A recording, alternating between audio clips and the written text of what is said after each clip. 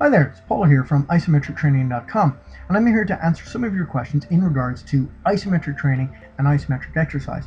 In this video, I'm going to be telling you exactly what an isometric contraction is, and I'm going to demonstrate a couple of them for you so you can get to work right now using this method of training to get in the best shape of your life. And the great thing about it is isometrics can be done in 7 to 12 seconds. That's it. And it's going to increase your strength by about 5 to 15% every time you do one of these training sessions. So what is this incredible form of exercise, and how does it work, why does it work, and what can it do for you? I'm going to be answering those questions in this video. So what is an isometric contraction? Well, an isometric contraction is a type of strength training in which the joint angle and the muscle length don't change during the contraction. Now this is obviously very different from a concentric or an eccentric contraction, and those would collectively be called isotonic movements.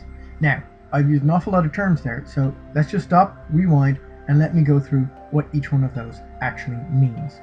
So, to demonstrate an isometric contraction, I'm going to show you a basic wrist flexion.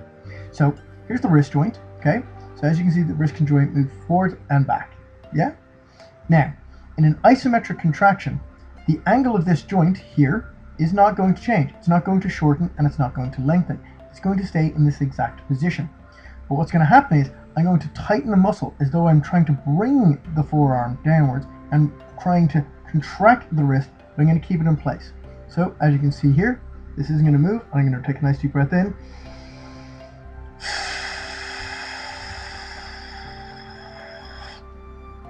So that's an isometric contraction for the forearm flexors. So I'm working the muscles right here. This is why I have huge forearms, because I do an awful lot of isometrics. And as you can see, the angle didn't change. Now I was applying a huge amount of pressure here, so if I take my hand away, you see the forearm flexes and it moves. So if I take the pressure away, it moves and contracts. So because it has not changed the angle of the joint, and the muscle length has remained the exact same length, we can say that this is an isometric contraction.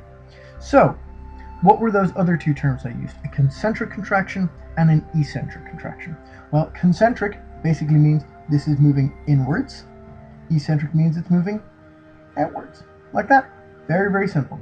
So, for instance, when you're doing your bicep curls in the gym and you're pumping the guns like this, that's a concentric on the way up, eccentric on the way down.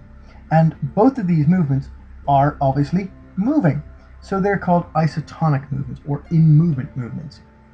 And this is obviously very different from an isometric contraction, which doesn't move. So that's what an isometric is, and you've seen an example of how an isometric contraction works.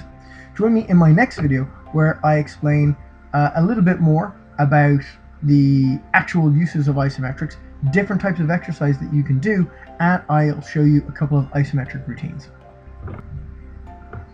Click here to watch the next video.